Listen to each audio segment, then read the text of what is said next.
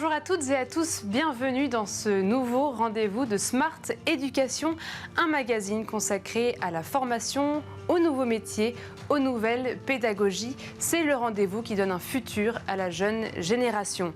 Aujourd'hui, nous nous intéresserons à la prise de parole en public. En quoi maîtriser son expression orale peut être un atout pour le monde professionnel, mais surtout comment la travailler selon son profil. On en parle tout de suite avec Valérie Falala, cofondatrice et présidente de Yapouka. Valérie Falala, bonjour. Bonjour. Merci beaucoup d'être présente en plateau avec nous. Première question, pour faire un petit constat. Aujourd'hui, est-ce que c'est encore un vide dans la scolarité, dans le cursus scolaire, l'apprentissage de la prise de parole en public ?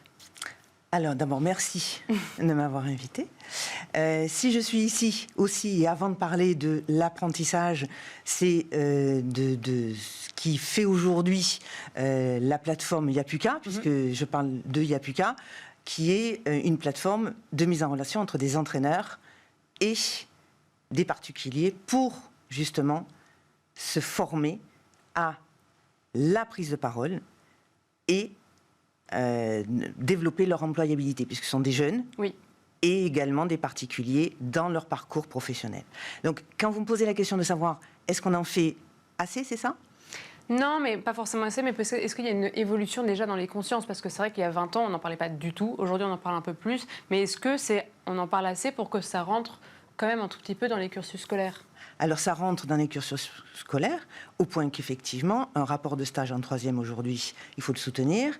Le grand oral du bac en terminale, c'est un examen auquel aujourd'hui les étudiants doivent se préparer. Et d'ailleurs, nous travaillons, nous, avec déjà des collèges et des lycées, pour préparer collectivement les jeunes. Donc oui, ce qui était l'écrit au départ, et exclusivement l'écrit, aujourd'hui on voit à quel point l'oral est important, autant pour les étudiants que dans le monde professionnel, par rapport aux recruteurs. Puisque c'est mon métier aussi, et c'est ce qui a fait que nous avons monté Yapouka. C'est parce que je me suis rendu compte à quel point, en tant que RH, l'entretien basé sur des hard skills comme avant, puisqu'on était sur les compétences techniques, aujourd'hui, c'était les compétences douces, ce qu'on appelle les soft skills, donc les compétences comportementales. Oui. C'est ça qui vous a donné envie de créer Yapouka, c'est les entretiens qui étaient si ratés que vous avez envie d'apporter quelque chose. C'est la transmission. C'est mon métier, mais moi je viens effectivement... Et c'est pour ça que c'est important cette prise de parole. Je viens d'abord, je viens du sud de la France. Ça fait plus de 30 ans que je suis à Paris. J'ai toujours l'accent que vous entendez là. Et en même temps, si j'ai monté Yapouka, c'est parce que j'ai 3 jeunes enfants. C'est ce qui est très important pour moi, qui sont des jeunes adultes. Et il se trouve que 30 ans, c'est aussi mon parcours en tant qu'RH. Et évidemment, je me suis rendu compte que, au travers des centaines d'entretiens que j'ai pu faire passer, autant au sein du groupe Danone qu'en tant que DRH ou chasseuse de tête, que ce qui faisait la différence, c'était l'authenticité, l'unicité, la façon dont chacun pouvait faire valoir sa différence. Et Yapouka, c'est exactement ça. C'est une méthode pour faire valoir sa différence. Alors, oui, aujourd'hui, et heureusement, dans l'éducation, grâce à ce grand oral, mais également aux concours d'éloquence qui ont lieu, et aux émissions, puisque le grand oral, puisque vous êtes journaliste, mais vous voyez bien que, oui, dans la société civile, cet oral est extrêmement important. Et puis, vous, d'autant plus, quand on se présente devant vous. Et avant d'aller vraiment sur le fond de la chose, comment se déroule votre programme ? C'est plutôt donc un étudiant qui se rend compte qu'il va passer un entretien, qui ne gère pas trop, du coup il va aller sur votre site. Comment ça se passe ? Alors sur yapouka.org, il y a 4 entrées. Alors, effectivement, il y a l'étudiant qui va pouvoir choisir un entraîneur pour se préparer à un entretien, pour entrer dans une école ou professionnelle. C'est également une école qui va nous choisir, on a déjà plus de 30 écoles partenaires, pour collectivement entraîner les jeunes, que ce soit à l'entrée justement de leur école pour trouver un stage, une alternance, et à la sortie aussi pour être intégré dans un emploi. Ça peut être une entreprise, puisque nous sommes aussi un organisme de formation Calliope, qui va nous choisir pour entraîner soit un comité de direction à une prise de parole, parce que il y a une grande réunion. Aujourd'hui, j'en ai une par rapport à leurs franchisés. Ils ont 150 franchisés devant eux, donc le comité de direction va s'entraîner. Mais également pour des non-managers qui vont avoir aussi des prises de parole. Donc l'entreprise, l'école, le particulier. qui, sur la plateforme, va pouvoir trouver l'entraîneur.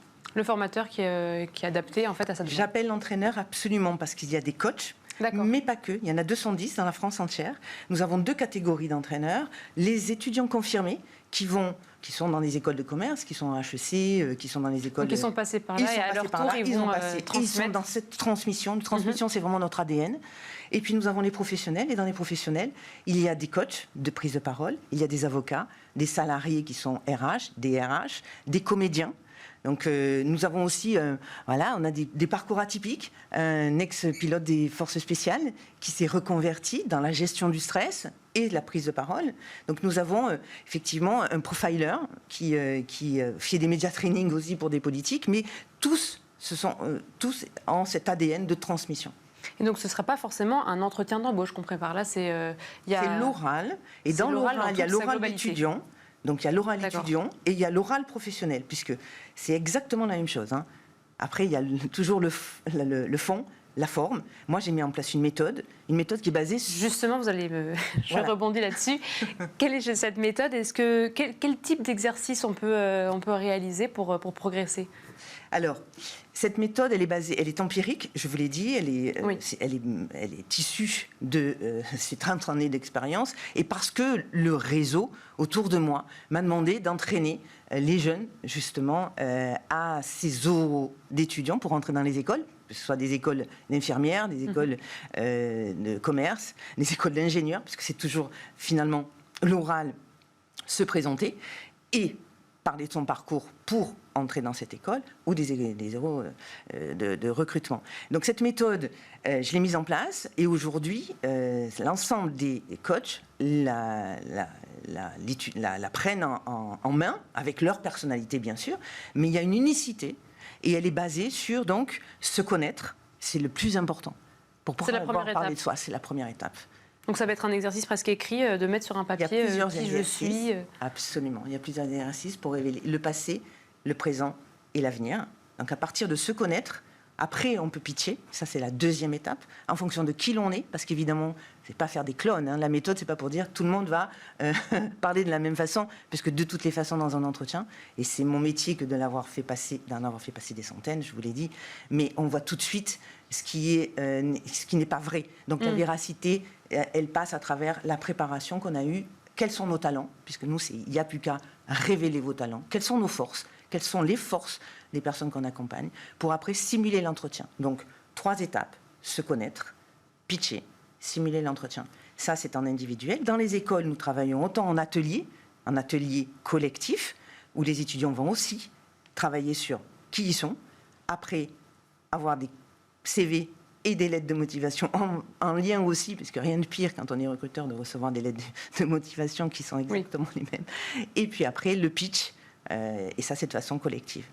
Et alors en école, donc j'imagine que vous êtes en présentiel, mais il y a aussi toute une plateforme qui permet de faire ça en distanciel. Ça, il n'y a pas de problème pour progresser dans sa prise de parole? Alors nous le faisons en présentiel ou en distanciel. Il y a eu le Covid. Donc nous sommes passés par malheureusement, et en même temps, à toute mauvaise chose, il y a aussi le fait qu'on sait aujourd'hui qu'on peut le faire en distanciel. On peut le faire en présentiel, en distanciel. Sur la plateforme, c'est au choix. Dans les écoles, nous intervenons en présentiel. Il se trouve aussi que parfois, pour des écoles comme Rennes Business School, nous travaillons autant avec HEC, je vous l'ai dit, qu'avec l'ESCA, avec Rennes Business School, avec PSB, enfin avec les groupes, Galileo, Media School, les écoles de la CCI de Paris. Nous travaillons en présentiel ou en distanciel selon ce que veut l'école. Mais on a pu faire 90 interventions en simultané, ce qui était forcément du distanciel. Oui. Alors aujourd'hui, quels sont les premiers freins pour développer cette compétence?